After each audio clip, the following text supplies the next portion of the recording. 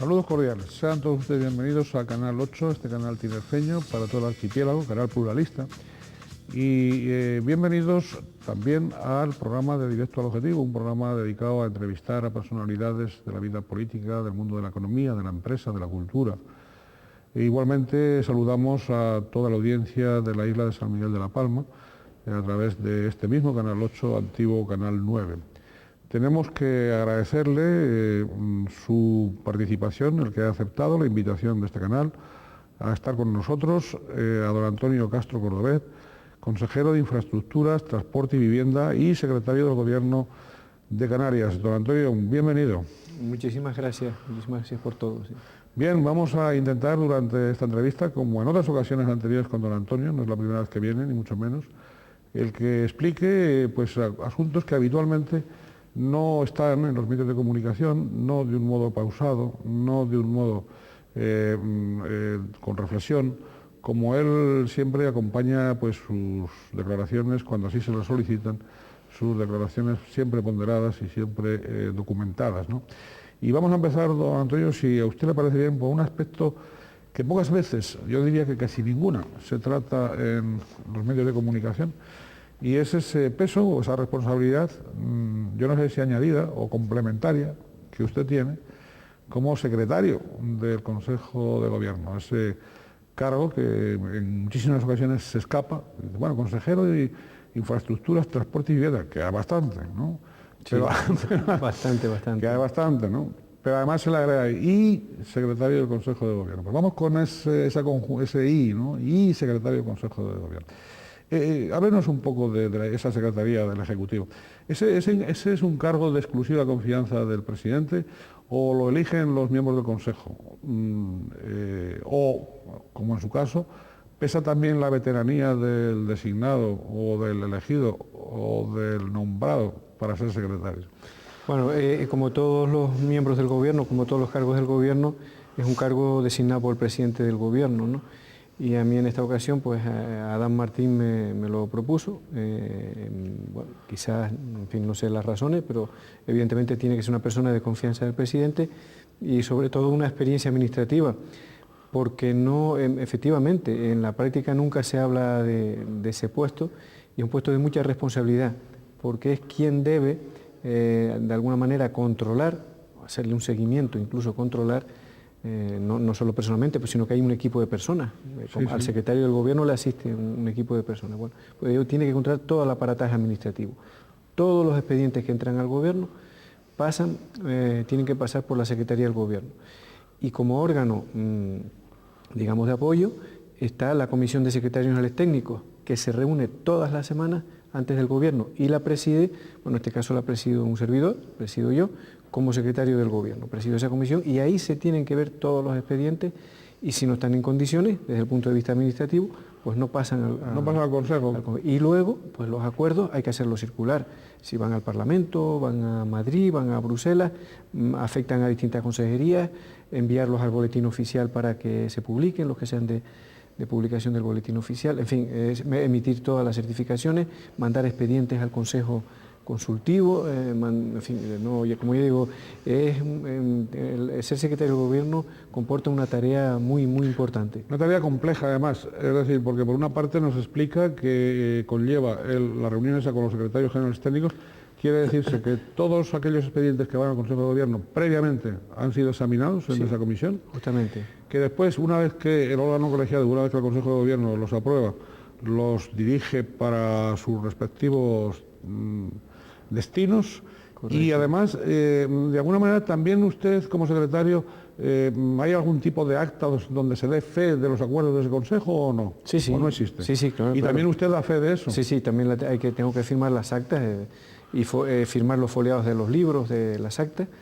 E incluso a veces que también llega el caso de los tribunales que piden algún expediente, pues tengo que emitir la certificación. ¿Pero usted levanta acta o no? Bueno, levanta los servicios administrativos. El trabajo realmente, que por lo que veo es lo que quiere usted saber, sí. Dentro del Consejo de Gobierno yo tomo notas.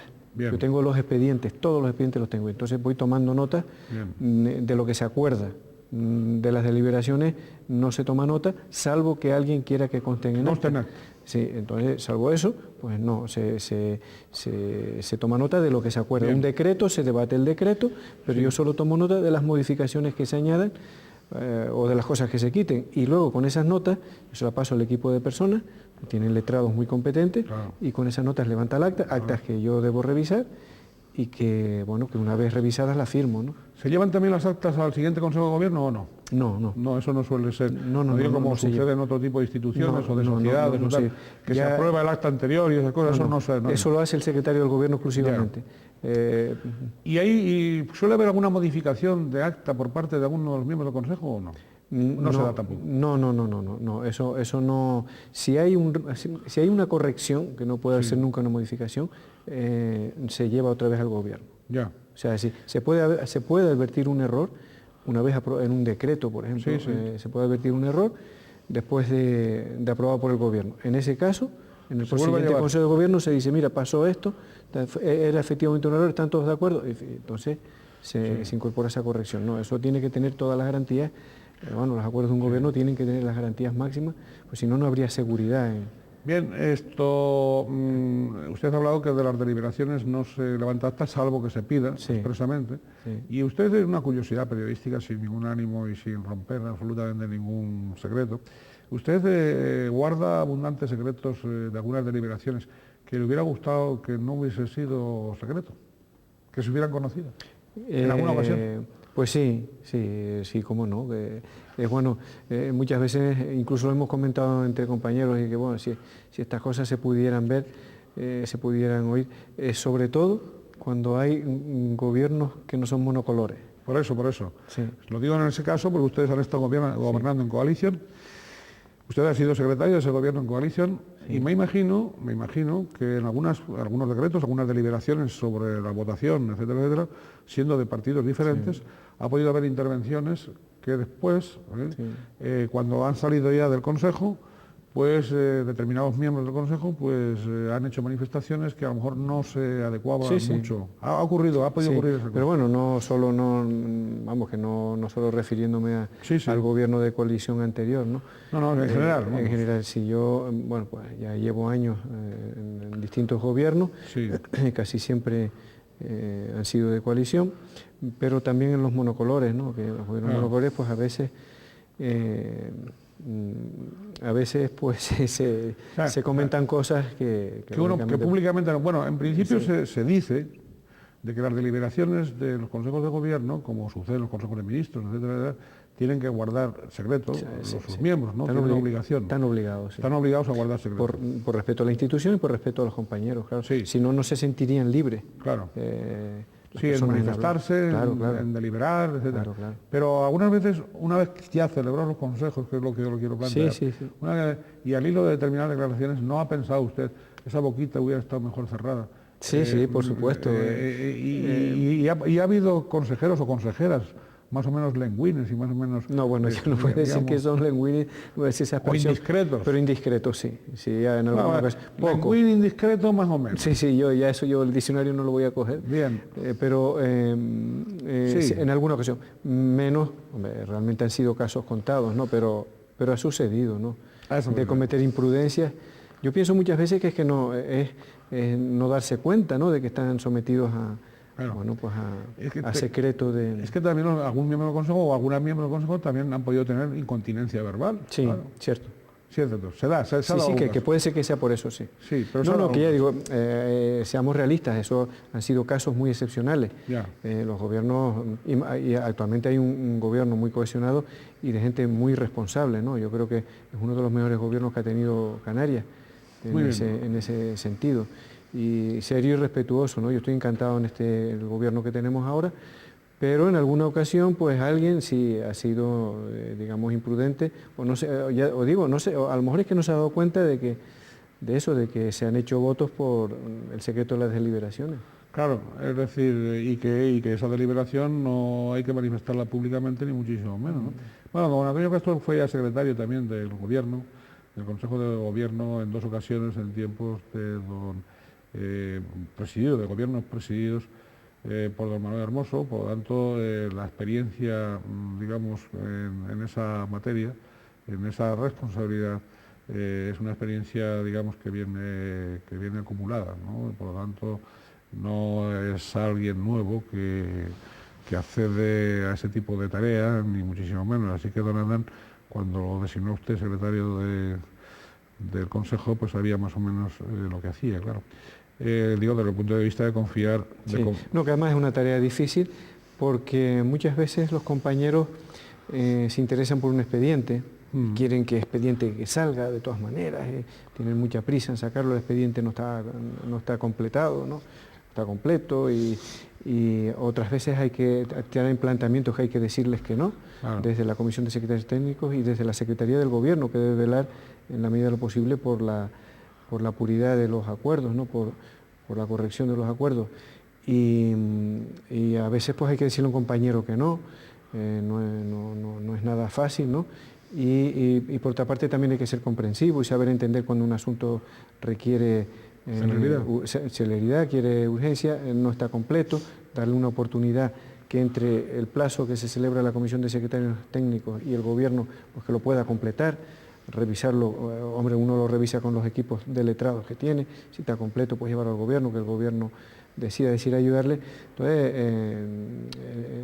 es una tarea que no es fácil tampoco, es decir, que también hay que ser muy recto y desde luego muy eficaz, pero también a veces hay que tener un poco de mano izquierda, porque si no, no se podrían, a veces pues, eso, claro, un decreto, porque haya habido un problema de que, vamos a poner un ejemplo de los plazos de las becas, bueno, pues si no sale antes se le causa un perjuicio, porque si sale en medio del mes de agosto, pues los estudiantes no están y hay gente que no se entera, una publicación entonces la quieren sacar en el mes de julio y bueno, pues uno también tiene que ver que las cosas que se le cause evitar que se causen perjuicios a los ciudadanos, ¿no? O sea, que en esa responsabilidad también conlleva cierto poder, entre comillas, poder de... Relativamente. Poder de bloqueo, poder de aceleración, eso es poder. Sí, bueno, pero relativamente, ¿no? Porque yo personalmente no lo entiendo como un poder. Yo entiendo que es un servicio que yo estoy prestando al presidente del Gobierno y al Gobierno en su conjunto, y en un momento determinado, pues, o sea, procuro, yo por mi parte, como secretario del Gobierno, procuro que los expedientes tengan la mayor agilidad posible, ¿no? La mayor celeridad, pero por encima de todo, que estén bien. Bueno, si eso se llama tener poder, yo no lo uso como poder. Quiero siempre ayudar al compañero y si evidentemente no lo puedo ayudar, se lo tengo que decir, ¿no? Don Antonio, evidentemente un Consejo de Gobierno es un órgano colegiado. Correcto. Quiere decirse exactamente que los decretos que se aprueban, aunque sean de una consejería determinada, sí. digamos el proponente es el titular de la consejería, sí, pero una vez adoptado el acuerdo, la corresponsabilidad es de todo el conjunto. Sí, por supuesto. Por igual. Sí, hombre, por igual, eso yo no soy capaz de... Normalmente el departamento que mayor responsabilidad tiene es el departamento proponente, ¿no? Por supuesto. Porque también viene acompañado de unos informes que los trae y informes en los que todos hacemos confianza, que están correctos. Porque, bueno, si para ponerse a leer allí informes... No acabarían nunca. Al final se va a las conclusiones y dice, bueno, pues el informe del interventor ha dicho que tal, el informe del servicio jurídico dice que es correcto, el informe de la Dirección General de Presupuestos es correcto, bueno, pues si dicen que es correcto, pues está, en fin, están los expedientes, ¿no? Pero políticamente la responsabilidad es colegiada. Administrativamente, bueno, pues si hay un recurso contra un decreto, va contra el departamento afectado, de todas maneras, teóricamente al menos, todos los miembros del Consejo tendrían que estar al tanto de todos los decretos que se adoptan. Sí. Teóricamente, teóricamente, correcto, sí, teóricamente. ¿Y alguna vez se da el caso de que algún miembro del Consejo se interesa por el expediente de otro departamento o no? Sí, claro. Antes de o durante la sesión del Consejo. Sí, hombre, además lo deben hacer, o sea, incluso lo deberían hacer, de interesarse por ver si está correcto el expediente, puesto que después, una vez que se siente en el Gobierno, bueno, allí, salvo que haya un interés muy concreto, pues normalmente si el expediente está correcto, está completo, hay alguien que, bueno, pues el expediente se aprueba, ¿no? Si se sabe que está todo correcto. Pero si hay duda, pues la persona, el miembro del Gobierno que dice, no, yo quiero entrar en esto y tiene que entrar. Para lo cual, si quiere saber de un decreto o quiere tener plena seguridad, pues mejor lo ha mirado. Yo, por ejemplo, siempre procuro, bueno, que además es mi responsabilidad ahora, ¿no? Pero como secretario del Gobierno tengo una responsabilidad mayor, procuro enterarme de los expedientes Don Antonio, al máximo posible. ¿Sí? Claro, y muy respetuosamente, ese cargo conlleva un alto sueldo especial, ¿o qué? No, no, por Dios. Usted perdone que se lo plantee, Sí. pero como puede haber ciudadanos, o Sí. incluso políticos, Sí. que digan, bueno, don Antonio, aparte de consejero de Infraestructuras, Transporte y Vivienda, también es secretario. Pues eso quiere decir, o puede haber quien lo piense, Sí. porque hay mucha gente que piensa, ¿no? Que piensa de distintas formas. Sí, por supuesto. Y por entonces ya puede haber, bueno, pues esto es pues alguna canonjía especial que don Adán Martín le ha querido dar, pues una especie de sobresueldo, otro sueldo más a don Antonio Castro. Usted tiene consignados en los presupuestos de la comunidad autónoma el cargo de secretario, alguna consignación especial, algún sueldo especial. No, ninguno. Los miembros del Gobierno cobramos todos igual y yo lo que llevo añadido son muchas más horas de dedicación. Por razón de la Secretaría. Por razón de la Secretaría del Gobierno. Bien, pues está aclarado que no cobra ningún sueldo especial don Antonio Castro por razón de la Secretaría.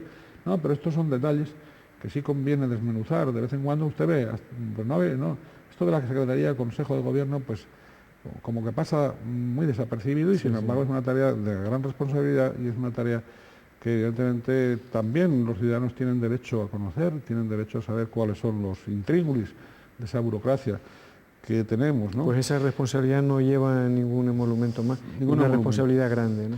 Bien, vamos después con otras responsabilidades directas suyas en el Departamento de Infraestructuras, Transporte y Vivienda, ¿no? Algunos de los aspectos, ¿no? Tendría que empezar, pues, al hilo de la actualidad, pues, por esas presuntas anomalías, voy a decirlo así, o disfunciones o irregularidades, no sé cómo calificarlo, o visos de posible corrupción, no lo sé, en el área del Instituto Canario de la Vivienda, me parece que fue, ¿no? ¿Nos puede relatar un poco cómo fue eso y cómo ha sido y cómo se ha comportado usted y el Gobierno en este aspecto? ¿O se está comportando? Sí. Siempre estando como está su júdice en este asunto y por lo tanto sin nosotros prejuzgar absolutamente ninguna actuación de nadie, ¿no? Es decir, vaya por delante que partimos de la presunción de inocencia para todo el mundo, siempre, y que el planteamiento que le hacemos al consejero en esta cuestión es por algo que se produce en un área dependiente de la consejería, que exactamente en qué ha consistido eso, cómo se detecta y qué pasos se dan.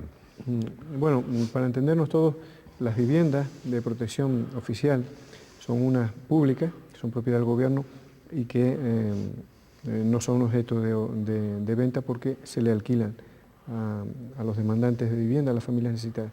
Pero hay otras viviendas que son de protección oficial y están en régimen de venta, ¿no? Si las construye un promotor privado, presenta un listado de familias en función del número de viviendas que tenga la promoción, se comprueba que esas familias reúnen los requisitos, entonces se autoriza al promotor de esas viviendas que las venda a un precio establecido y con unas ayudas determinadas, ¿no?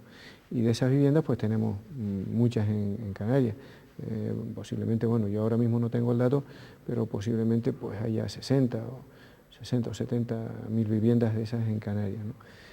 Entonces esas viviendas por un número de años no se pueden vender ni pueden ser objeto de transacciones, salvo que se solicite formalmente, se aleguen razones justificadas y la familia que entre reúna las condiciones, es decir, la que compre reúna las condiciones y además compre por el precio que está establecido. Sí, eso está todo regulado. Todo regulado. Ahí no entra al mercado, vamos. No. Entonces es normal vender estas viviendas. O sea, hay familias que, bueno, pues que han encontrado un trabajo mejor, dejan de tener, que eso también lo dice la ley, dejan de reunir los requisitos por superar los ingresos económicos y están obligadas a decirlo en vivienda y por lo tanto a ponerla en venta. Y hay familias que compran porque tienen necesidad de una vivienda y eso se presenta, como digo, una solicitud en el Instituto Canario de Vivienda, se estudia, se informa y si reúnen los requisitos se autoriza la venta, ¿no?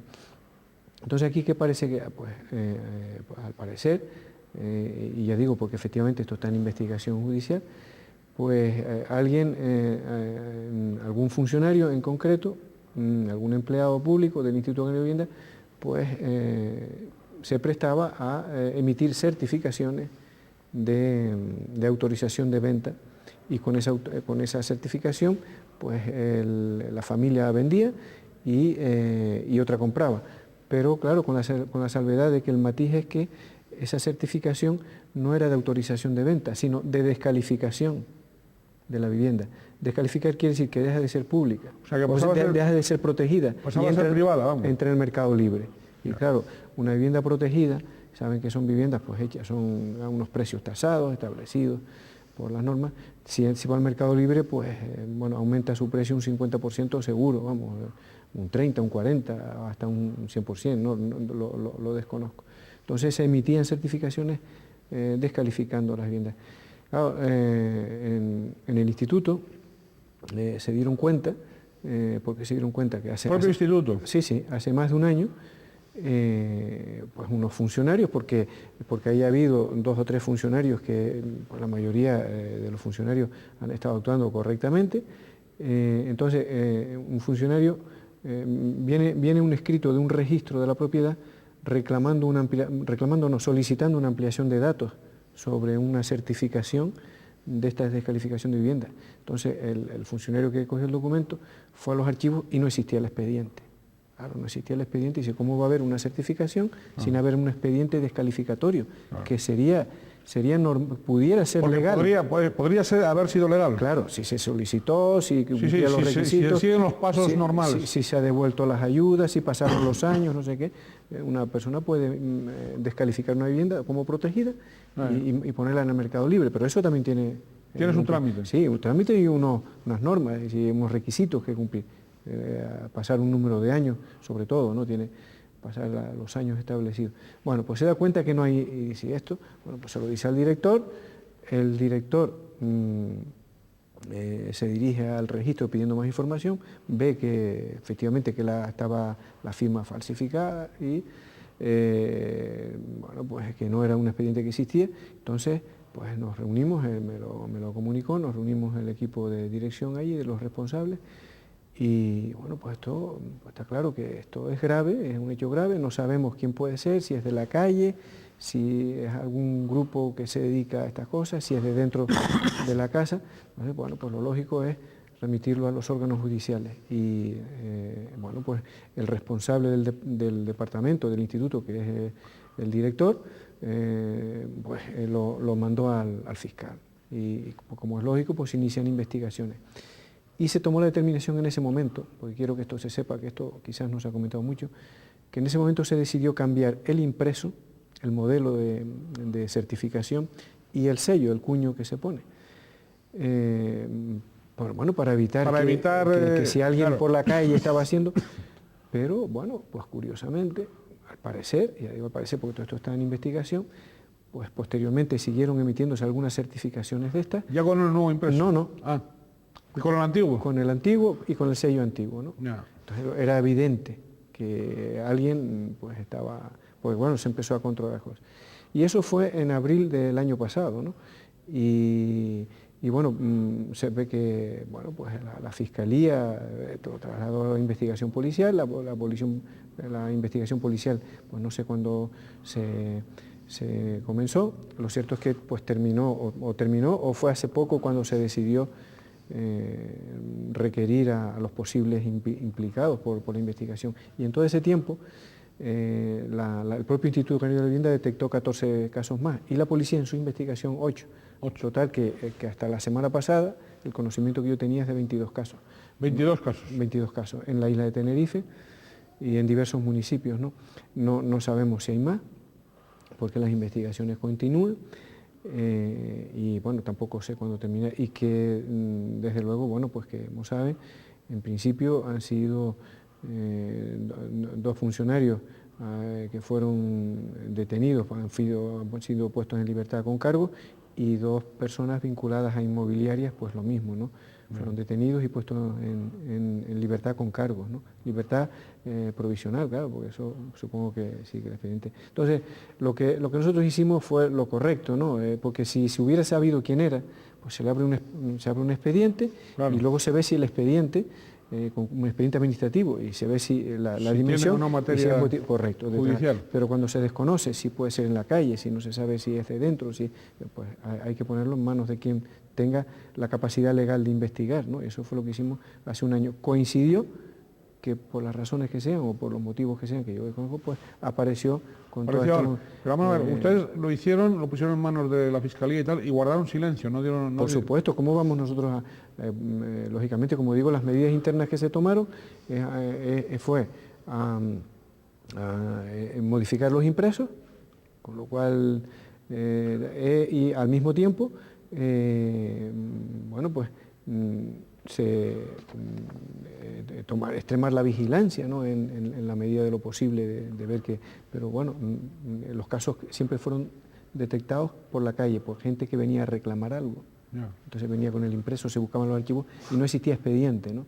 Claro, es como, para entendernos, es como si a usted o a un ciudadano cualquiera le dan una subvención, pongamos de agricultura o de industria o de turismo. No, sin haberla pedido. ¿Me explico? Sin haber un expediente de solicitud, alguien le da una... Claro, para que nos entendamos, ¿no? Claro. Entonces, nadie había hecho una solicitud de descalificación de una vivienda, que es algo que es legítimo que se puede hacer, sino que se le había emitido la certificación final descalificando la vivienda. Claro, con eso iba a los sitios que tuviera que ir y lógicamente pues hacía una operación de... Ahora se ha sabido públicamente, tampoco lo han filtrado ustedes. ¿Ahora o sí? Nosotros no hemos filtrado. Actualmente se ha sabido, pero no por ustedes. No por parte de la consejería.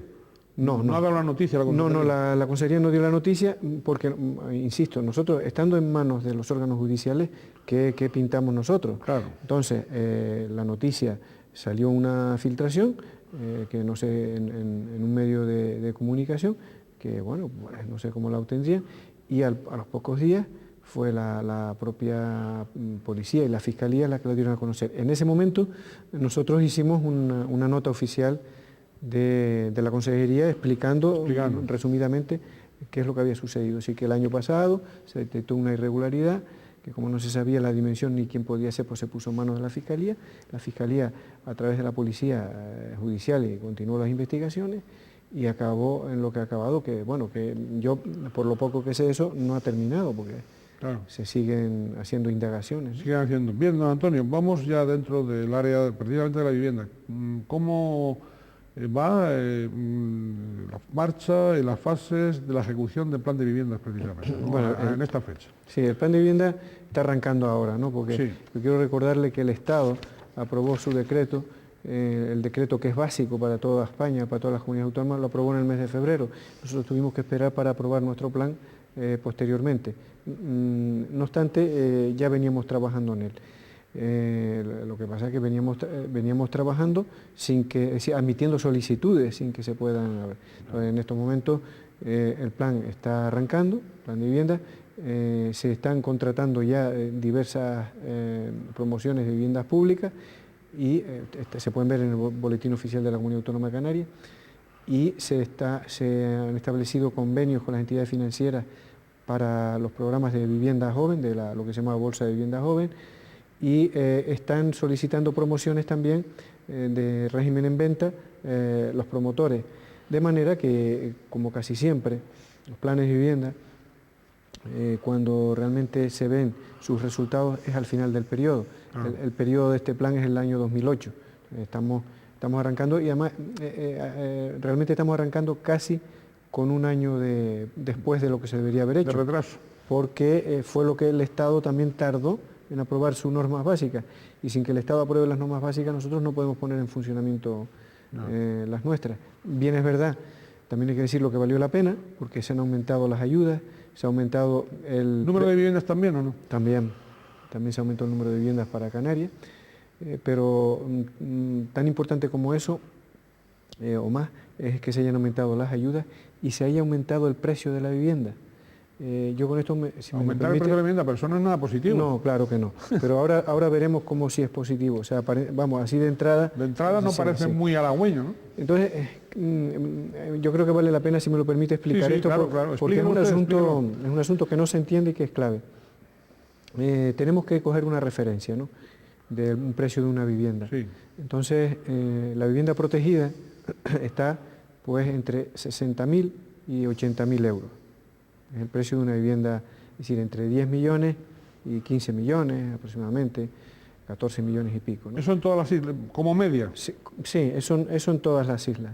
¿Como media? Sí, eso en todas las islas, eso es el precio como media, ¿no? Bien. Entonces, sí, la que está en 60.000 euros es la pública, esa la hace el gobierno y bueno, pues la hace.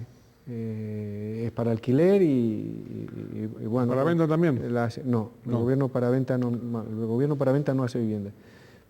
Para venta la hacen los promotores privados. Bien. Entonces, el promotor privado, lógicamente, se va al módulo o al tipo más alto, porque hay distintos tipos y a medida que se va subiendo el estándar, sube el precio.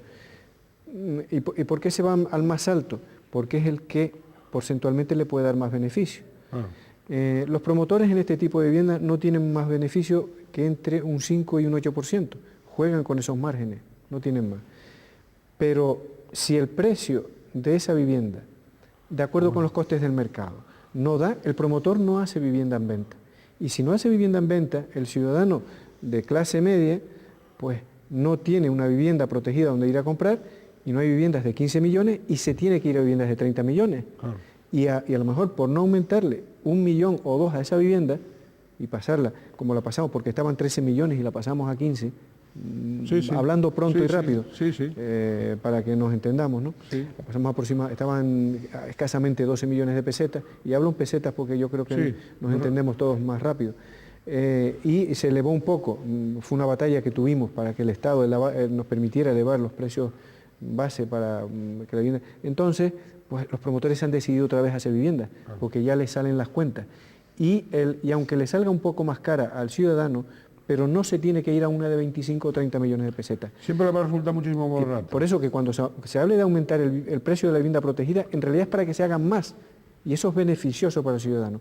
Y además, al construirse más vivienda protegida, la vivienda de renta libre también baja en el mercado, porque hay más opciones, mientras que si no, es decir, que un señor puede, si no hay vivienda protegida, tendrá que estar 40 años, hoy en día está 40 años pagando una vivienda. Si hay vivienda protegida, la pagan 20 o 25.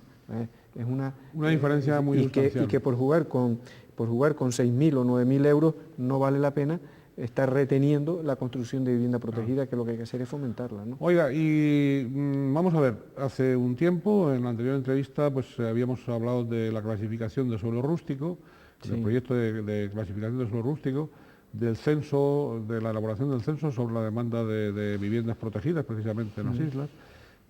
Me parece que había un plazo de unos 6 meses para concretar al menos estos dos grandes aspectos. ¿Cómo va tanto el censo como la clasificación de suelo rústico? ¿Cómo ha evolucionado? Si me lo permite, esto último, es decir, el suelo es un problema mayor y para mí es mucho más importante, ¿no? Ya se aprobó la ley, ¿no? Sí. Y ahora son los ayuntamientos los que tienen que acogerse.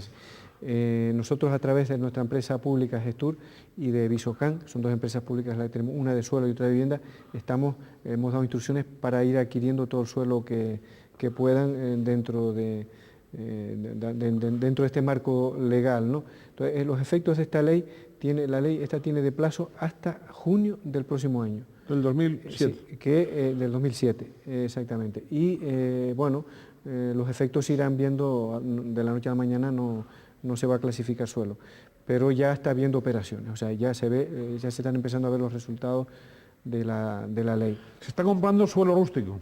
Sí. Pregunto. Sí. ¿Para convertirlo después en urbano? En vivienda protegida. Sí, para vivienda protegida. ¿Solo para vivienda protegida? Solo para vivienda protegida, sí. Ya. O sea, ¿No para el mercado libre? No, para el mercado libre. Hombre, la ley permite un porcentaje de un 40%, un 25% según los casos, y pudiera ser que hay casos hasta el 50% para vivienda libre. Allí donde el suelo sea más caro, evidentemente, si no se dan facilidades para la vivienda de renta libre, de manera que el promotor que entra en la operación haga una suma y le resulte rentable, pues si el suelo es muy caro, no va a ir solo a vivienda protegida, y como dijimos antes, interesa que se haga vivienda protegida. Entonces, en determinados sitios, eso ya depende del municipio y de la zona, bueno, pues hay que darle la facilidad. Pero sí, la ley es muy estricta en esto, ¿no? Si en algún caso hay que dar suelo de este suelo para vivienda en renta libre, no puede empezar la promoción de viviendas en renta libre hasta que no haya hecho las promociones de vivienda protegida. Ajá. ¿De acuerdo? O sea que Sí, hay que tener plenas garantías de que, una condición, de que no digamos, se utiliza indispensable. para simplemente, aunque la expresión sea fuerte, pero que se use simplemente para especular, Claro. que no es este el caso, porque yo tengo que... los promotores que se dedican a vivienda protegida, francamente, lo hacen por mantener una actividad, evidentemente rentable, pero no tan rentable como la vivienda libre, y a esa gente, a esos promotores que se dedican a hacer vivienda libre, la verdad que hay que hacerles un reconocimiento. Vivienda protegida. Perdón, vivienda protegida, hay que hacer un reconocimiento porque no tienen un negocio tan beneficioso como si se dedicaran ese suelo a vivienda de renta libre. Y el otro, el censo de las viviendas se está haciendo, y eso llevará tiempo, ¿no? Eso no, Lleva tiempo. el registro de la vivienda protegida, sí. Ahí caben más mejores, vamos, quiero decir, caben otras mejoras, sobre todo para la vivienda joven. Siempre estamos hablando de la necesidad de vivienda joven. Sí. Y estamos hablando, y también puede ocurrir que a veces falta información entre la gente joven sobre las viviendas, ¿o no? Sí, estamos intentando hacer una campaña de información, las entidades financieras también, pero el año pasado hubo en Canarias, en todo Canarias, del orden de algo más de 3.000 consultas, y de las cuales esas 3.000 y pico consultas para vivienda para jóvenes se formalizaron alrededor de 800 en adquisición de viviendas. ¿Se tramitaron? De acceso a la vivienda, en realidad. O sea, que accedieron a la vivienda unos 800 sí, de los sí, solicitantes. familias jóvenes, sí. De familias jóvenes. Sí. Bueno, pues esto poco a poco se va avanzando. Estamos a la cabeza de España en ese programa. En el programa de vivienda joven. Sí, estamos a la cabeza de España. De todas maneras, siempre, porque también tenemos una... Lo mismo que también permite en alquiler, Ya. donde tenemos el 30 y pico % de las viviendas de alquiler privado, Ya. de fomento de alquiler privado para a familias necesitadas, ¿no? Sí, sí. Estamos a la cabeza de España. No, también tenemos una pirámide de edad de muchas familias jóvenes. Sí, ¿no? sí, pero somos el 4% de la población de toda España. Sí. Yo le puedo asegurar que la política de vivienda en Canarias es, no voy a decir que sea la mejor, que creo que es la mejor, pero sí... ¿Se siente medianamente satisfecho? Yo desde luego que sí. Me siento satisfecho de He dicho medianamente. Sí, medianamente. Bastante satisfecho. Me encuentro bastante, ahora le diré y le matizaré. Venga. Me encuentro bastante satisfecho de eso, ¿no? de que cómo estábamos, lo que se está haciendo, y que bueno, que los números cantan, ¿no? Y estamos a la cabeza de España en política de vivienda, en recursos económicos puestos, en actuaciones hechas, en familias a jóvenes, en número de viviendas de alquiler para familias más necesitadas, que somos de las pocas comunidades españolas que lo estamos haciendo, esa vivienda pública. Me siento insatisfecho porque evidentemente por todos estos esfuerzos nunca se acaba de llegar. La vivienda es como la zanahoria que le van poniendo al conejo para que corra adelante.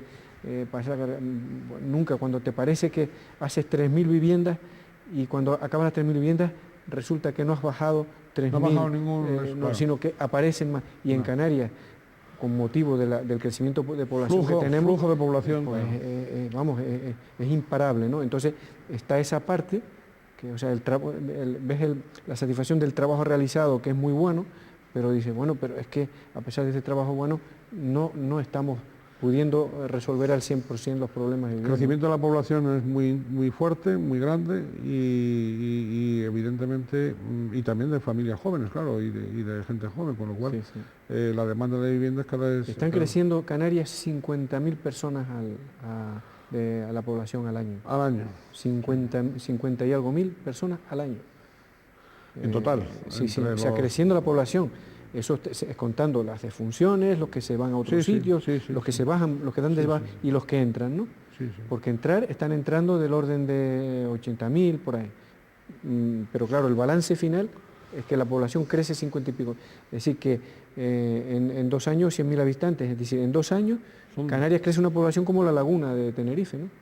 O sea, que es fuerte. Usted, por cierto, ante ese flujo de población, ante ese crecimiento, ve o intuye o vislumbra algún tipo de soluciones, algún tipo de racionalización o no?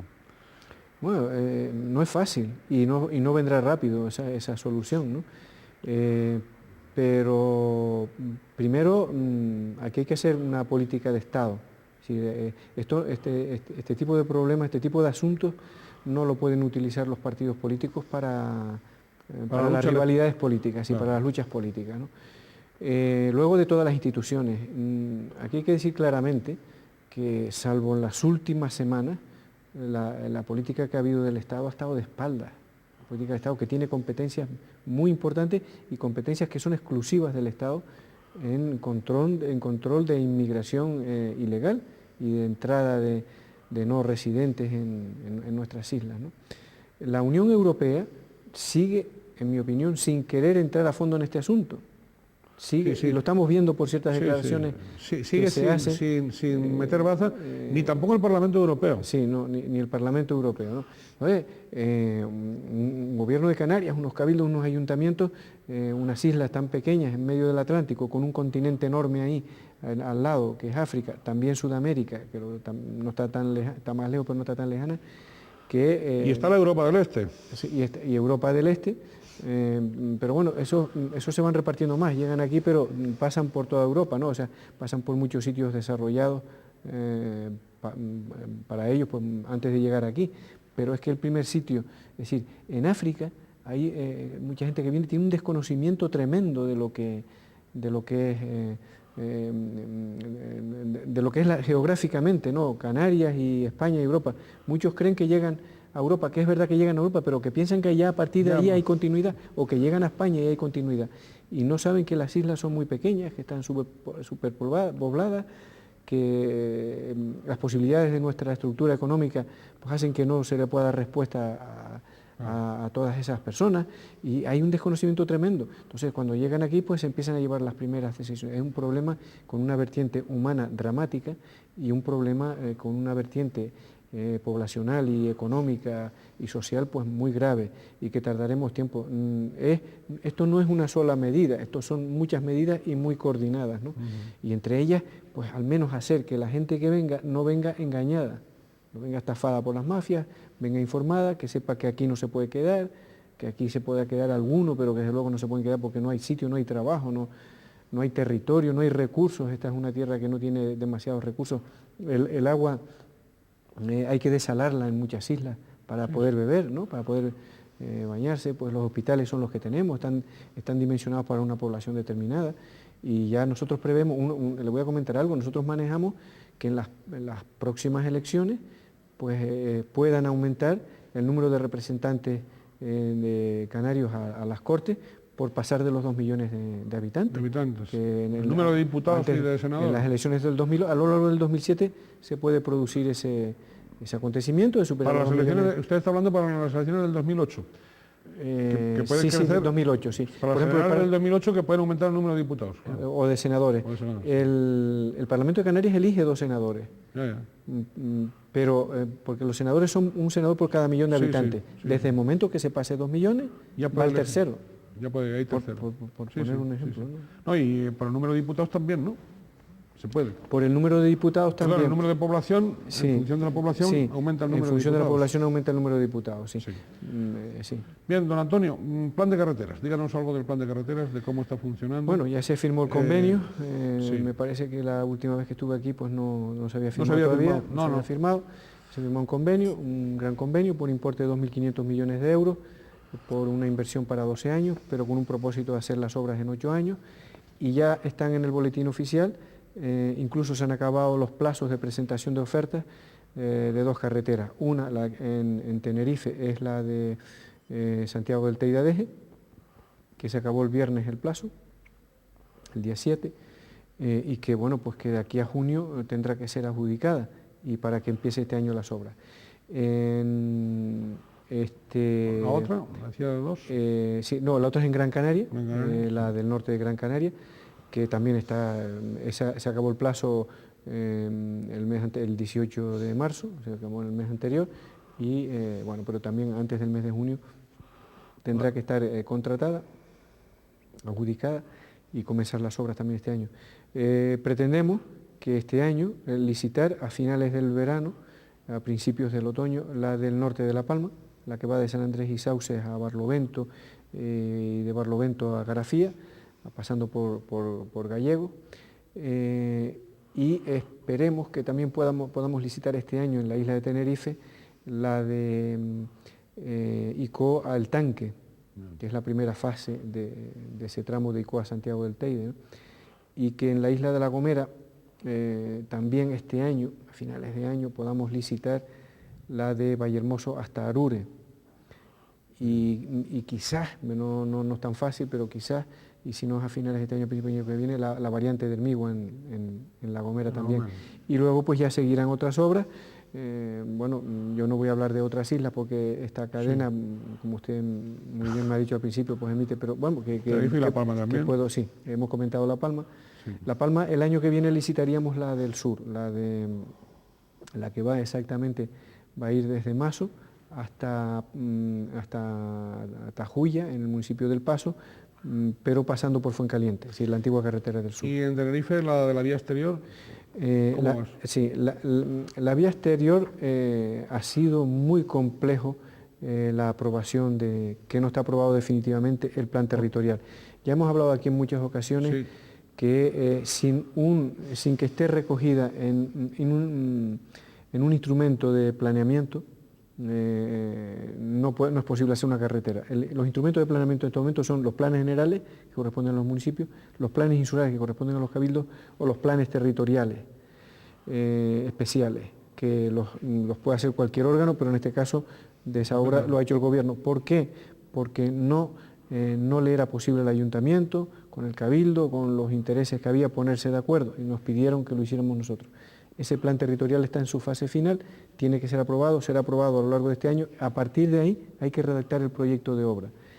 Y nosotros creemos que esa es una obra que se licitará el próximo año. Se licitará, si todo va bien. Bien, eje transinsular de transportes, ley de transporte marítimo, háblenos de los transportes. Bueno, la ley de transportes marítimos, que bueno, es una competencia que tiene el Gobierno de Canarias, que hasta ahora no estaba regulada por ninguna normativa. Bueno, pues esa ley va a ser aprobada por el Gobierno de Canarias. ¿Dentro de esta legislatura? Sí, claro. Va a ser aprobada por el Gobierno de Canarias para remitir al Parlamento dentro de 15 días. Aproximadamente, ¿no? Una vez en el Parlamento de Canarias, en la reunión que hemos tenido entre Coalición Canaria, entre el Gobierno de Canarias y el Partido Socialista, que tuvimos una reunión hace algo más de una semana, pues una de las leyes que se acordó sacar en esta legislatura es esa, ¿no? Entonces, bueno, pues esa ley va a salir. Esa ley va a regular todo el transporte marítimo, las garantías que tienen que tener las navieras, las obligaciones de servicio público, las rutas, la normativa para acceder a las ayudas, las subvenciones, en fin, todo lo que es el entramado del transporte marítimo dentro del archipiélago canario, dentro de la comunidad autónoma, ¿no? La otra norma que hablábamos, el eje transinsular. Yo hablaba del eje transinsular. Sí. Bueno, el eje transinsular ha sido ya aprobado por el Gobierno, está en el Parlamento de Canarias. El Parlamento de Canarias lo tiene que debatir. El eje transinsular de transporte... ¿En qué consiste el eje? Exactamente, sí. Digo porque muchos de los ciudadanos oirán, eje transinsular. Sí. ¿Qué es eso? Sí. ¿Tú no lo puedes explicar en palabras sencillas? Sí. Vamos a ver. En primer lugar, en infraestructuras no se debe improvisar. Es decir, cualquier país desarrollado y avanzado no está... cada vez que cambia un gobierno dice esta carretera ahora la hago y ahora porque cambio de gobierno esta carretera no la hago. Eso es un retraso tremendo, ¿no? Eso es tercermundismo. Eso es tercermundismo. Entonces, lo primero es decir, contar con una planificación a 15 años en la que estemos todos de acuerdo, por eso está en el Parlamento, a ver si es posible que salga por unanimidad y que esté aprobada por un Parlamento, es decir, bueno, esto es lo que hay que hacer en 15 años. En segundo lugar, el objetivo del eje fundamental, que es lo que el presidente del Gobierno, Adán Martín, siempre pues le gusta, no le gusta, sino que está empeñado en sacar adelante, es cohesionar las islas, acercarlas.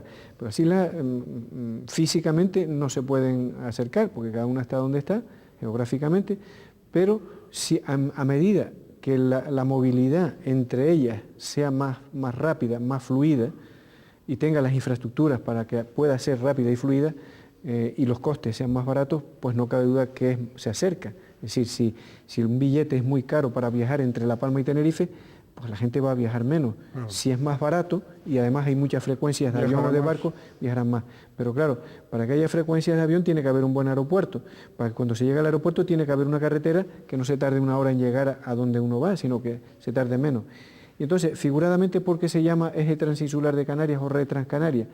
Porque teóricamente o técnicamente está diseñado para que se pueda salir desde Frontera del Hierro y pasar por todas las islas, si uno quiere con su vehículo, y si no quiere con su vehículo, pues usando también el avión, barco, coche o guagua, avión, barco, y llegar pues desde Frontera de la Isla de Hierro, llegar a Órsola o a La Graciosa en Lanzarote, ¿no? O sea, figuradamente pues es una malla, es un eje, pero enmallado, porque lógicamente, por ejemplo, en Tenerife, un señor viene del Hierro, viene a los rodeos, y si quiere seguir por barco a Gran Canaria, para ir a Gaete, pues tiene que bajar a Santa Cruz y coger el barco. Pero puede venir un señor de La Gomera al sur, a Los Cristianos, y coger venirse a los rodeos para ir a avión en Gran Canaria. O un señor que viva en Icó, pues también se tiene que incorporar a ese eje, ¿no? Entonces, lo que pretende es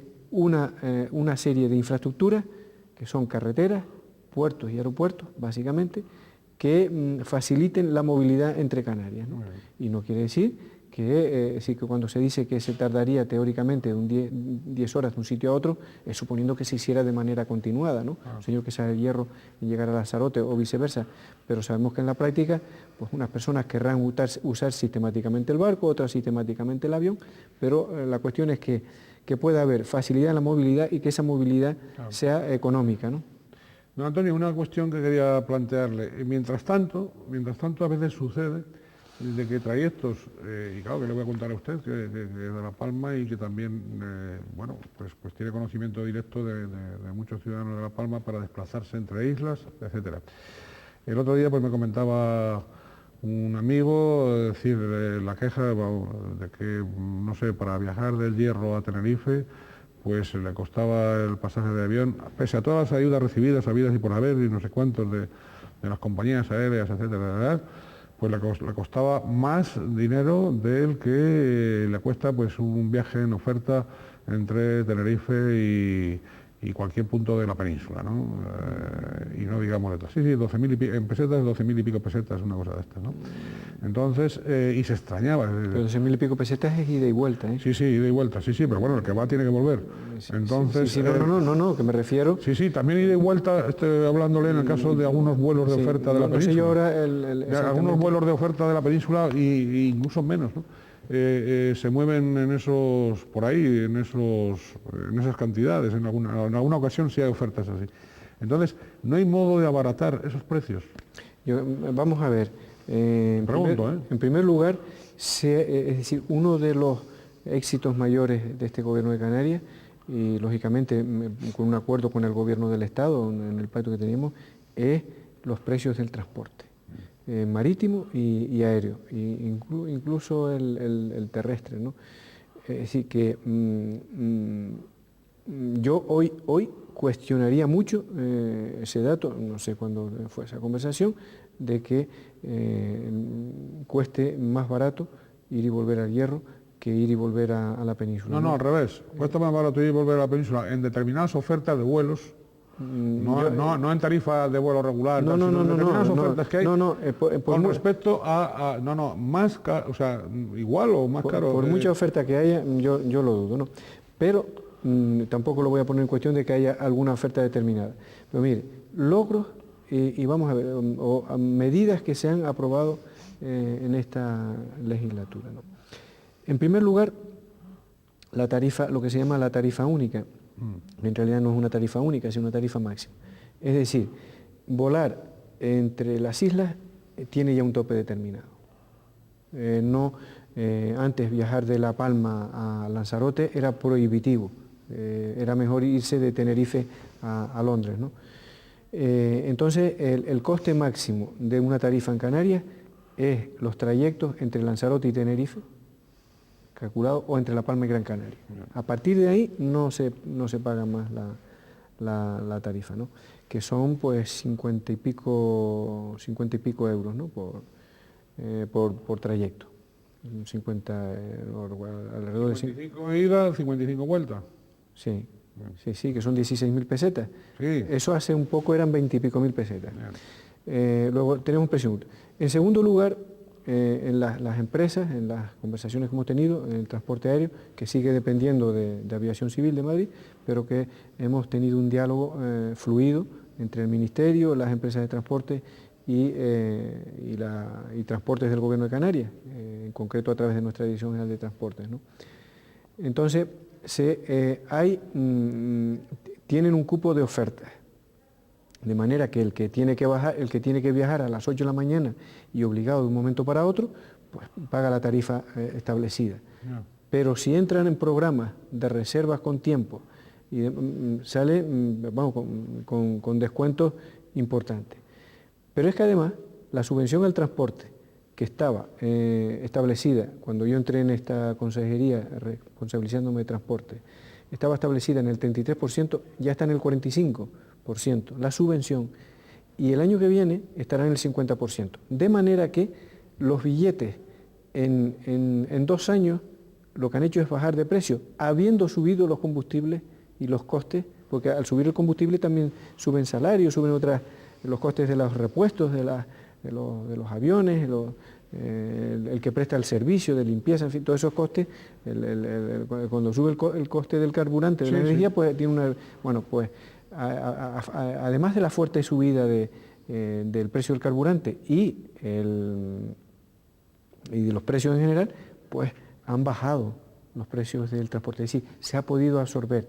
Y hoy es muchísimo más barato viajar entre El Hierro y Tenerife, estoy dispuesto a contrastarlo con cualquiera, o entre La Palma y Gran Canaria, o entre La Palma y Tenerife, o entre Tenerife y Gran Canaria, es mucho más barato que hace 2 años, en barco o en avión. ¿Y no se puede bajar todavía más? Bueno, pues es lo que estamos intentando. ¿Cómo se puede bajar más? Es decir, hemos logrado uno de los objetivos, que es incrementar la subvención al transporte. Hemos logrado otro objetivo, que es lo que decíamos de tarifa máxima, ¿no? La subvención al transporte, que ya dije, estamos en que podamos tener competencia, el Gobierno de Canarias, en la gestión de puertos y aeropuertos y abaratar los costes que suponen para las empresas de transporte, marítimas o aéreas, el coste de las operaciones de puertos o aeropuertos, para que se repercuta en el billete. Pero bueno, al final las cosas lógicamente tienen unos costes. El decir que en una legislatura se ha logrado que la subvención del transporte sea del 50%, vamos... es importante. Que eso no solo era importante, sino impensable, porque yo estaba en conversaciones, en concreto con la ministra de Fomento, con Magdalena Álvarez, y bueno, lógicamente siempre está diciendo que, oye Antonio, que la cifra que se va para arriba, porque es que, claro, a medida que se aumenta la subvención al transporte, aumentan los viajeros. Sí, sí. Bueno. Entonces, el coste para la administración pública, en unos casos para el Gobierno de Canarias, del transporte marítimo, el transporte aéreo para el Gobierno del Estado, pues Sin duda, y a medida que se abaraten, esa red, ese eje transinsular de transporte de se irá dinamizando. El otro día se firmaba un convenio. Todo el mundo viajará más entre las islas. Claro, para que viajen en los días C, los días culturales, para que viajaran a mitad de precio, ¿no? Todo eso son, como digo, pues son ofertas que no estaban. Eso ha sido objeto de trabajo y de negociaciones, ¿no? Bien, don Antonio, muy breve porque ya el tiempo prácticamente se nos ha ido, ¿no? Yo quería, bueno, plantearle muchas cosas, pero así en plan de flash, díganos un poco, muy en plan de flash, el nuevo cambio en el gobierno de Rodríguez Zapatero, desde el punto de vista y la relación en general del gobierno autónomo con el Ejecutivo del Estado, ¿cómo van?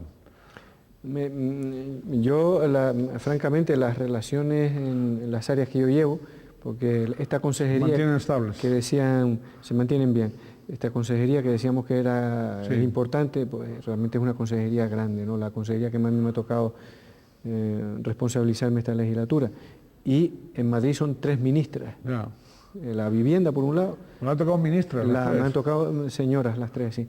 En vivienda, por un lado, que es el Ministerio de la Vivienda, Medio Ambiente, que es el que lleva agua, y Fomento, que es el que lleva pues infraestructuras, ¿no? Entonces, mis relaciones con esos tres ministerios son francamente bastante fluidas. Y las relaciones con el gobierno en general, pues yo creo que son buenas. La remodelación del gobierno, las relaciones con Rubalcaba van a ser con toda seguridad mejores que con el José Antonio Alonso, ¿no? El anterior ministro, con el que no fueron nada dinámicas. Sí, nada positivas, ¿no? Ni constructivas. El señor Rubalcaba, bueno, pues muchos los conocemos personalmente, yo he trabajado en las negociaciones, hemos trabajado durante años, no solo en esta etapa, sino la vez anterior cuando fue ministro también. Y lo que puedo decir es que es una persona muy dialogante y que conoce los problemas de Canarias mucho mejor que el anterior que estaba, que es José Antonio Alonso. Para mí tiene ese cambio, desde mi punto de vista, es positivo para nosotros, ¿no? Muy bien, el gobierno en minoría en Canarias durante un año, ¿no? Sí. ¿Qué tal? Bien, hombre, es difícil, pero el gobierno es más cohesionado. Es decir, la labor de cada día es mejor. ¿Qué problemas tiene un gobierno en minoría? Que permanentemente tiene que estar negociando los asuntos parlamentarios, ¿no? Claro. Y es una negociación permanente en la que no hay la suficiente seguridad de si los asuntos salen, y por otra parte que el acuerdo que se tiene es un acuerdo de apoyo parlamentario, pero no es un acuerdo de apoyar todas las iniciativas del gobierno, ¿no? No es pacto de gobierno. Sí, un acuerdo de estabilidad parlamentaria, pero no de gestión. ¿No? Esto les obliga a negociar más. Sí, completamente. Bien, expectativas para, bueno, reforma del estatuto. ¿Va a haber estatuto esta legislatura o no? Yo espero que sí. Sería perder una oportunidad histórica. Estamos en unas muy buenas condiciones para que Canarias tenga un estatuto con más competencias, ¿no? Es una muy buena oportunidad. Hay la voluntad del gobierno del Estado, del Partido Socialista, de apoyar la reforma estatutaria canaria, también el Partido Socialista de Canarias, y por parte del Partido Popular, pues hasta ahora el comportamiento también ha sido de apoyar la reforma del estatuto, y de hecho los trabajos que ha habido en la ponencia en el Parlamento, no es una tarea en la que yo esté implicado directamente, pero sí tengo información, han sido casi por unanimidad, y creo que no vaya a tener demasiados obstáculos, ¿no? Entonces, si eso es así... ¿Sistema electoral? Pues sí, el sistema electoral... Hombre, en mi opinión el sistema electoral tendremos que entrar en él, ¿no? Sabemos todos que a nosotros desde Coalición Canaria nos parece que está muy bien como está, pero el Partido Popular y el Partido Socialista intentan hacer modificaciones, pues quizás no sea ni blanco ni negro, sino que pueda haber una fórmula intermedia. Muy bien, ¿y qué expectativas electorales finalmente para Coalición Canaria? Ya está. Hombre, supongo que tendremos alguna entrevista antes de... Sí, hombre, falta un año, claro. Pero ¿qué expectativas hay ahora ya en la pre-campaña electoral? Bueno, estamos en un momento... ¿Están ya calentando máquinas? Está en un momento crucial. No, las máquinas se van a calentar después del verano. ¿Después del verano? Sí, después del verano se van a poner. Pero estamos en un momento crucial en el que, digamos, que están unos observándose a otros, y que yo creo que el ciudadano también está en estos momentos planteándose qué decisión toma. El ciudadano pero la decisión que tome el ciudadano, la definitiva, seguro que cuando llegue final de año estará tomada, por mi experiencia en las elecciones. Personalmente pienso que no va a haber muchos cambios, no va a haber muchos cambios en el mapa electoral. Yo creo que Coalición Canaria va a seguir siendo la fuerza más votada y que, bueno, no serán las diferencias abismales, que nadie tendrá mayorías absolutas. Eso estamos completamente convencidos, yo creo que todas las fuerzas políticas, y que pues quizás de las otras dos fuerzas políticas, el Partido Socialista y el Partido Popular, que ahora están empatados, pues quizás se produzca un desempate, porque siempre hay una tendencia a que el partido que tiene el gobierno en Madrid tenga un pequeño arrastre, ¿no? Muy bien, pues muchísimas gracias. ¿Usted desea añadir algo, don Antonio? No, agradecerle la oportunidad que me han brindado de estar aquí, que sabe que lo hago con mucho gusto. Muy bien, pues una vez más, muchísimas gracias a don Antonio Castro Colobet, consejero de Infraestructuras, Transporte y Vivienda y secretario del Gobierno de Canarias. Gracias a ustedes y hasta una próxima ocasión, deseándoles como siempre que sean felices en la medida de lo posible, es decir, tratando de ayudar siempre a los demás y un poquito más a los que menos tienen. Muchas gracias.